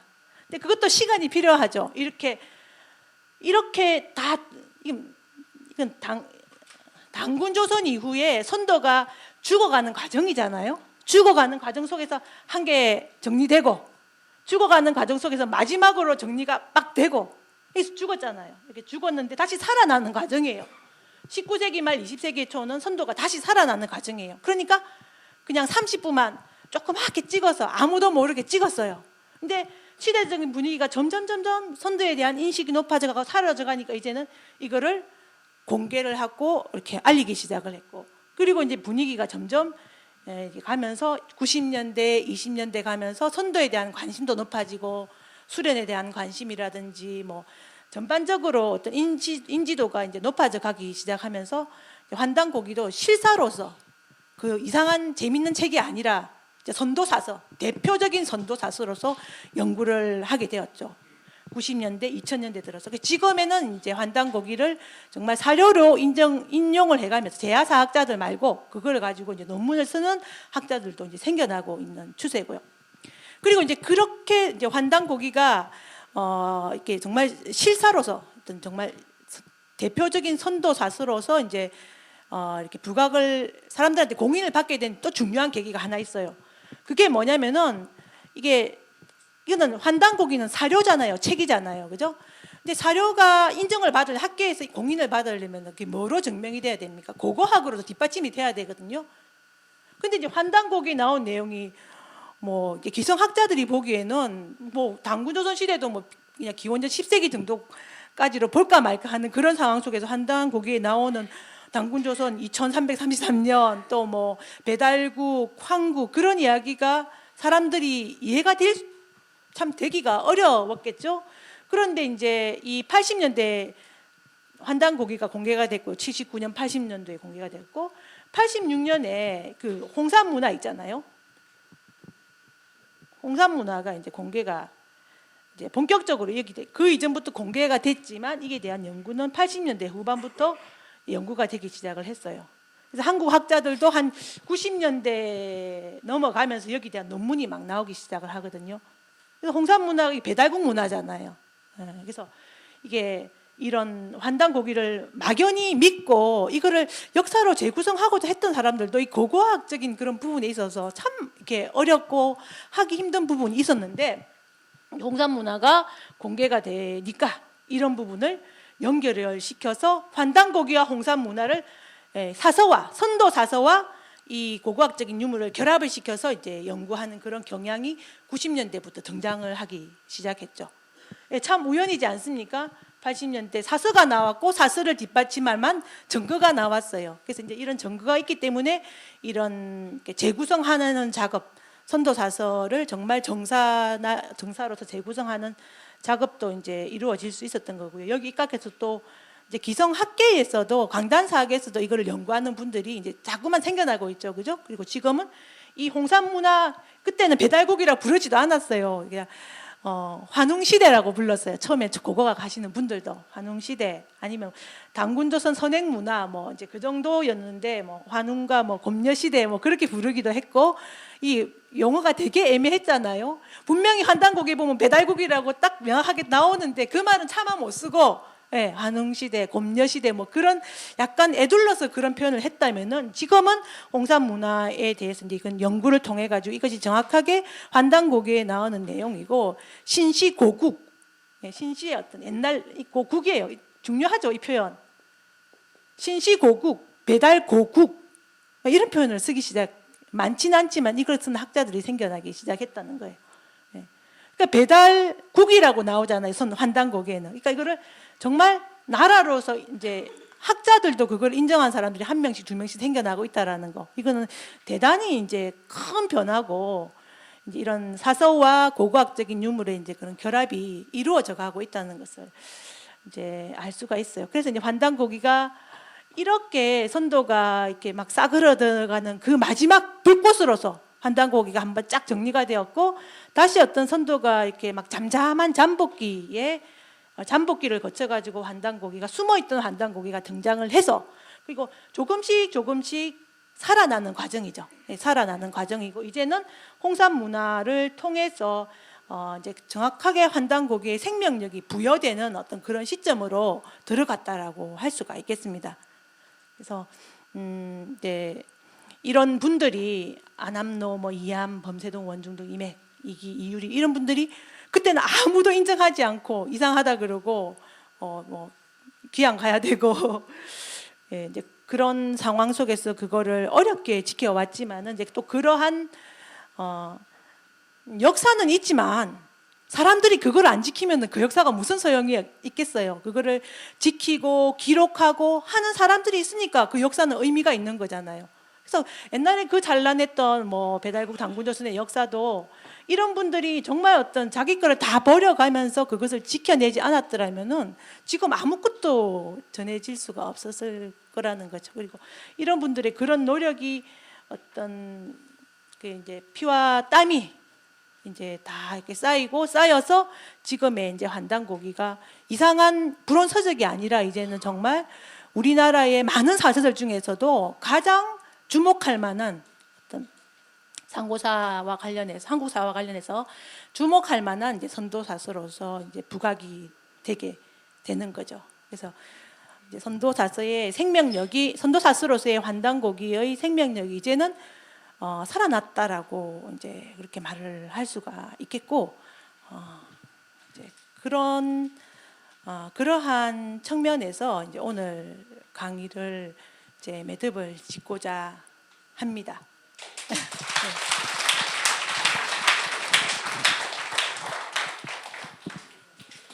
네, 서울대 국사학과를 나오신 정통 사학자임에도 불구하고 이렇게 환단고기를 정말 명쾌하게 정리해 주신 정경희 교수님께 다시 한번 뜨거운 박수 보내드리겠습니다. 네, 그러면 여러분 혹시 그 질문 시간입니다. 몇 분만 질문을 받는 시간을 갖겠습니다.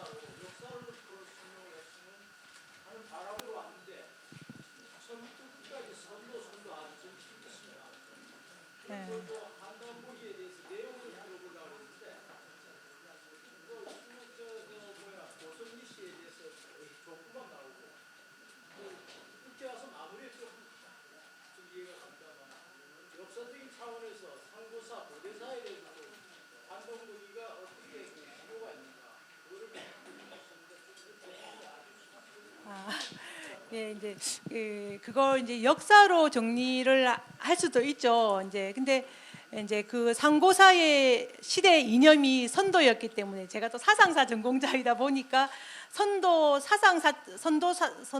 어떤 사상의 관점에서 고대사를 이렇게 바라보는 그런 입장을 가지고 있었고 그걸 역사로 풀어낼 수도 있어요. 이제 그러면은 강의의 어떤 주제나 내용이 달라지게 되겠죠. 예. 네.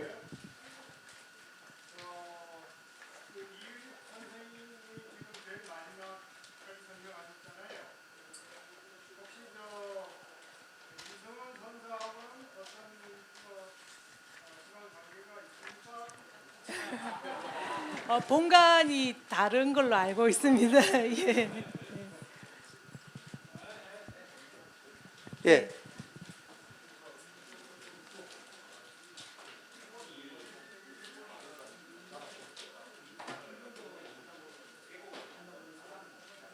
삼국유사. 예.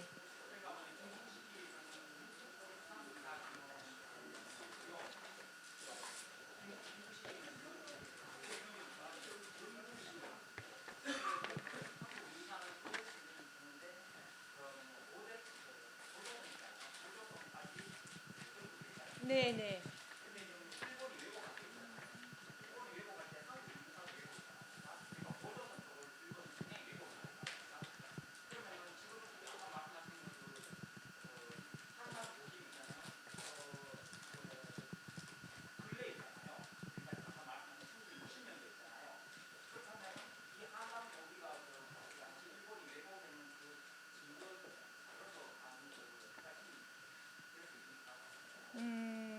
예.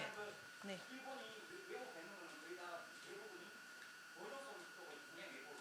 예, 예.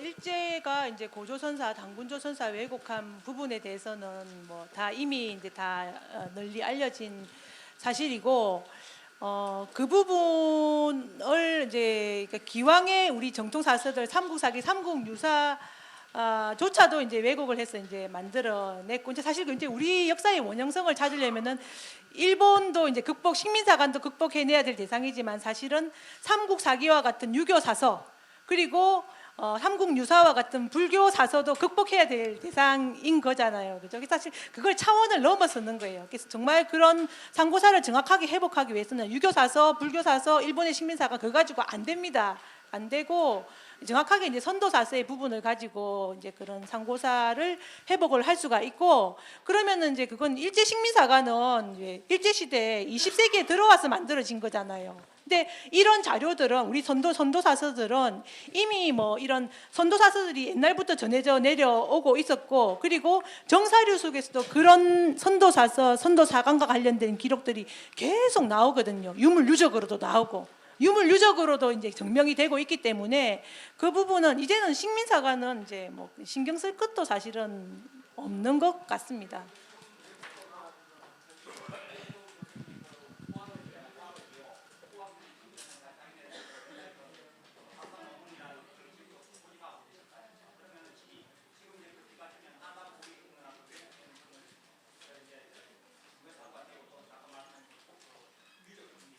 예. 네. 네. 네. 그러니까 이제 처음에 이제 반단고기가 나왔을 때도 지금 나와서 그것을 생명력을 얻어가는 데까지 시간이 얼마나 걸렸습니까? 1세기가 걸려가지고 겨우 이제 그걸 연구하는 학자들이 생겨나기 시작했다, 인정하는 학자들이 생겨나기 시작했다라는 거죠. 이제 그 학자들이 이제 몇 명씩 생겨나기 시작했는데 그게 하루아침에 어떤 강단 사학이나 어떤 승민사 간의 근어를 한꺼번에 이제 일소시킬 수는 없는 거고 그것도 그래서 역사라는 게 다 시간이고 노력이지 않겠습니까? 그래서 그것도 사실은 시간이 이렇게 정론으로 이렇게 정말 국사로 어떤 자리 잡는 데는 시간이 걸릴 겁니다. 하지만은 이제 그 걸리는 속도가 이때는 이제 천천히죠. 천천히지만 이제 가속도가 붙으면은 상대적으로 이 100년의 시간보다는 훨씬 더 이제 밀도 있게 예, 그런 부분이 바뀌게 될 거라고 생각을 합니다.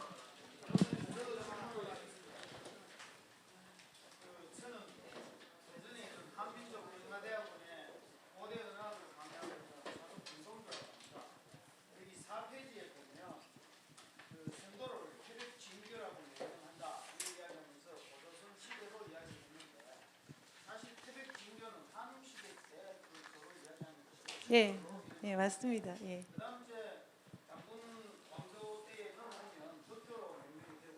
예. 농원 민항부 선생의 이 천부경 이 각골문에 대해서 농원 선생이라고 이야기를 하시는데 사실은 농원이라는 소가 조원길이죠. 조원길 선생님을 보고 농원은 그 후대 사람이라고 지금 알고 있거든요. 그거에 대해서 네. 예. 예. 태백, 진교, 선도, 천웅도, 신교 그런 모든 명칭은 다 하나고요. 풍류도, 현묘지도 그리고 그 원료는 사실은 마고성 시대로 이제 소급이 되어질 수 있고 어떤 그런 것이 정말 역사로 본격적으로 교화를 통해서 선도가 어떤 수련법으로 또는 국가 체제 정치 이념으로 드러났던 시기는 배달국 시기죠. 예, 그래서 배달국 시기의 그중 가장 원형적인 형태의 태백진교, 태백교 또는 천웅도가 만들어진 거는 맞고 제가 이제 서술하는 맥락 속에서 그 부분을 정확하게 구현을 못한 부분이 있는 것 같습니다. 그리고 이제 농원 부분에 대해서는 제가 농원 유집이 지금 남아 있거든요. 민안부 선생님의 이제 문집으로 지금 영남대 뭐 여기저기 많이 남아 있는데 이제 거기서 나오는 내용들과 조선왕조실록에서 나오는 내용들을 통해서 이제 농원이라는 것을 확인하고 썼습니다. 예. 네, 시간 관계상 질문을 여기서 마치도록 하겠습니다. 오늘 명강의를 해주신 정경희 교수님께 뜨거운 박수 보내주시기 바랍니다.